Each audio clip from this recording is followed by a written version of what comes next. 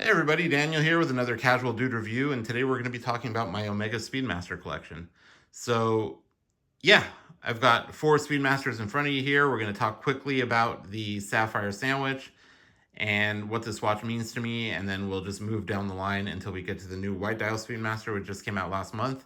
So, really excited to have this in hand. I know a lot of videos out there are just people kind of taking video of the exhibition model in the boutique, but we have it in hand and we will show it up close and personal and hope you like it. So let's just talk about this one really quick. This was not only my first Omega, but this was my first luxury watch. And so my mom passed away in 2021. She left me a little bit of money, nothing significant, but I knew I didn't want to just throw it into my bank account and, pay my insurance with it or something like that.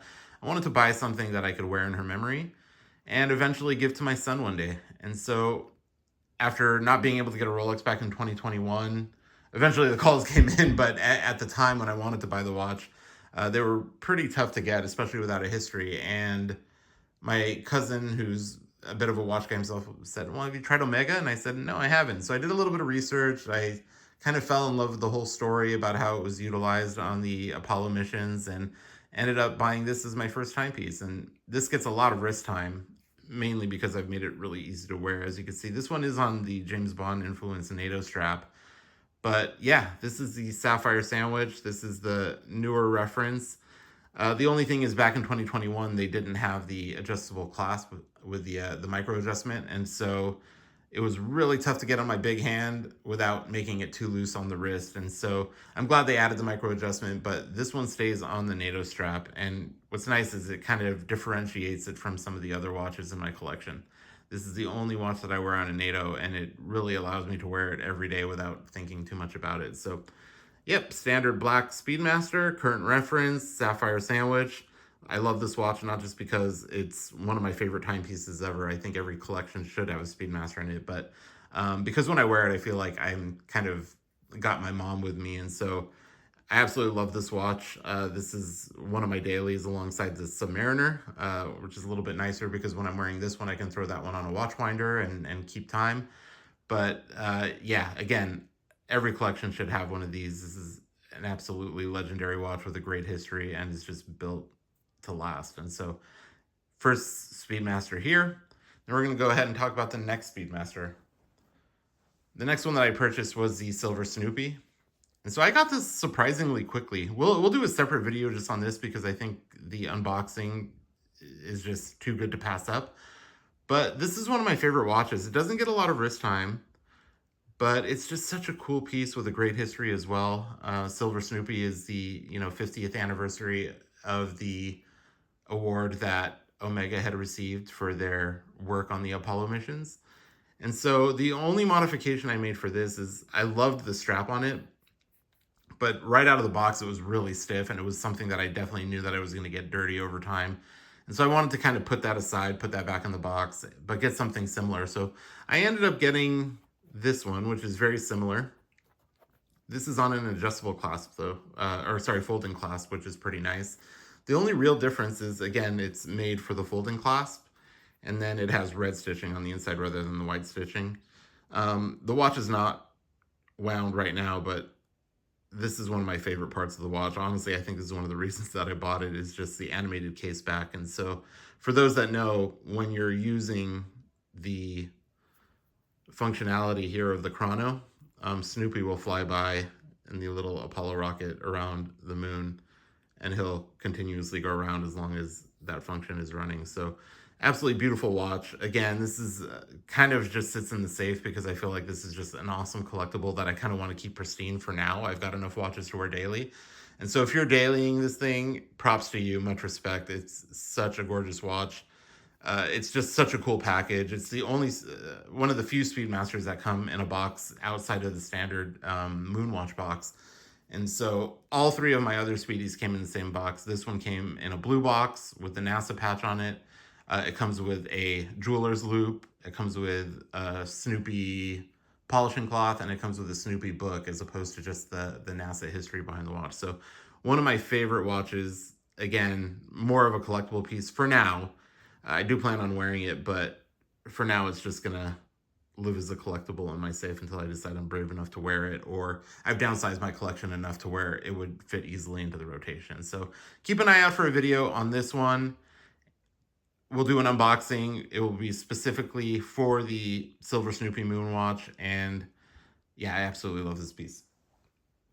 Next, some of you have already seen my video on the gold Speedmaster, so I'm not going to go too much into detail here, but again, I knew I wanted one precious metal, and after my love for the Moonwatch, I decided if I'm going to get one precious metal watch, it's going to be this one. And I can already tell you just from going to those two, especially without a bracelet, this is such a heavy watch, and I love this piece. If you want to see the detailed video on that, go check out my channel. It's there. I'm not going to spend too much time on it because I did spend quite a bit of time talking about that in another video, but this is the green dial Moonshine Gold Speedmaster. Same size. It does have the adjustable clasp, so it's pretty much identical in size and movement to the other Speedmasters.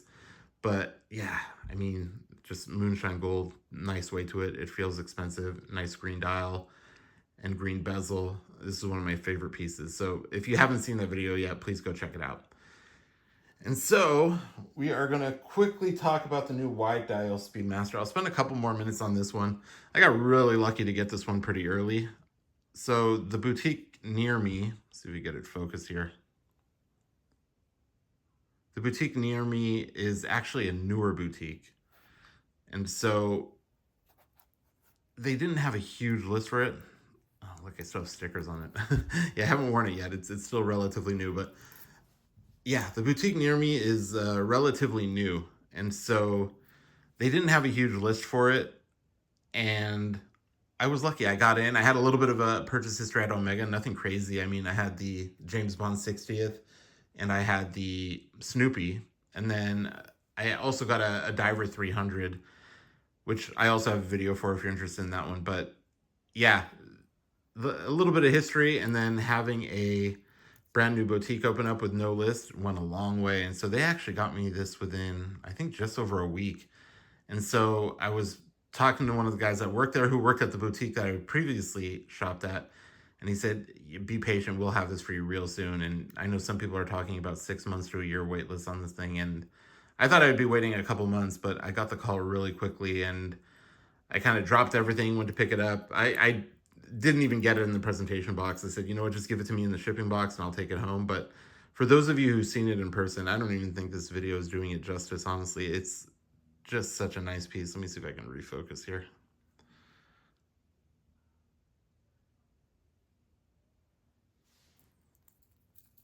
All right, so bear with me. There we go. So I've never seen a video do this thing justice. I don't care how nice you are at shooting. I know I'm just sitting here shooting on an iPhone Pro, but when you see it in person, I mean, the white just pops. It really doesn't feel like, you know, any other Moonwatch that's out right now.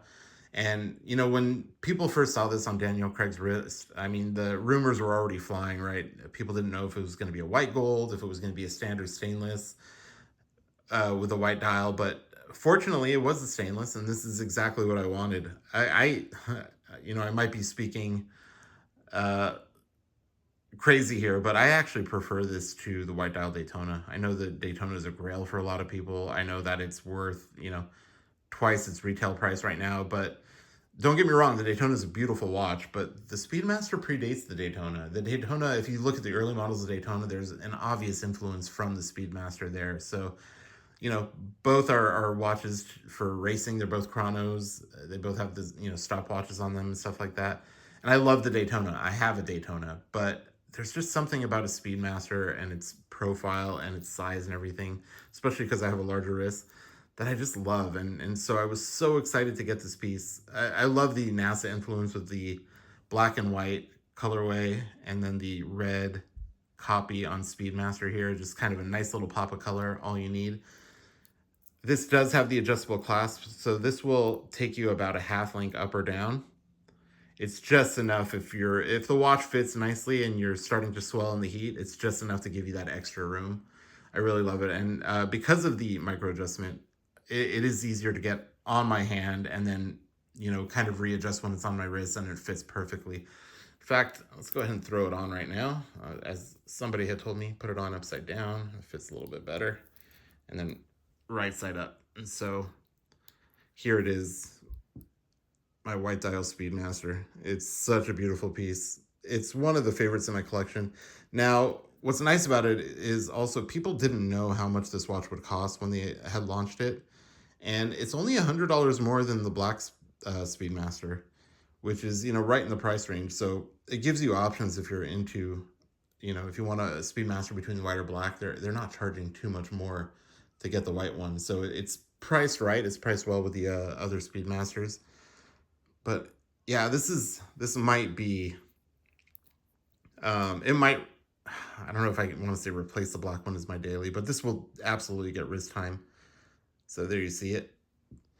I decided not to do an unboxing for this watch because it comes in the same standard box as all Speedmasters, which is the nice black box, very kind of spacey with the book from the NASA missions. And then it also comes with a Speedmaster specific travel case, which is nice. But yeah,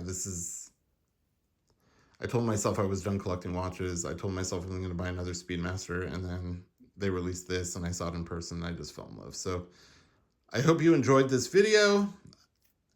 If you want, in the comments, let me know if you really want a full video on this watch. I don't think it adds much value because honestly, it is really the same as the black Speedmaster. And so the movement is the same. There's nothing really to talk about outside of just seeing that dial and how it kind of like pops. So we'll do a quick look at the movement behind the sticker there. Of course, you have the engraving. This is the chronometer, the first watch worn on the moon. Absolutely gorgeous piece. So again, if you want me to do a quick video just on this watch and we talk more in detail, maybe get some better shots of it in different lighting, I can do that. But like I said, there's so many Speedmaster videos out there. I didn't think it made a lot of sense to really go over it in depth, just to show you what they look like. We can do a side-by-side with some of the other watches really quick while we're here, I guess. So there you go, the white dial next to the black dial.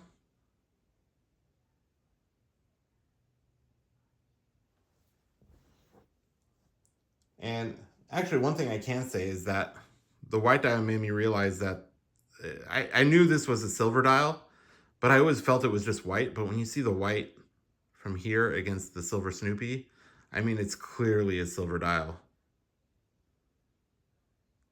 So that kind of put this one into perspective a little bit too, is that this white it's just so bright and so vibrant that against the silver Snoopy, you really realize it, just like how silver the Snoopy is. And then moonshine gold. Again, I still can't believe how heavy this watch is compared to the stainless model.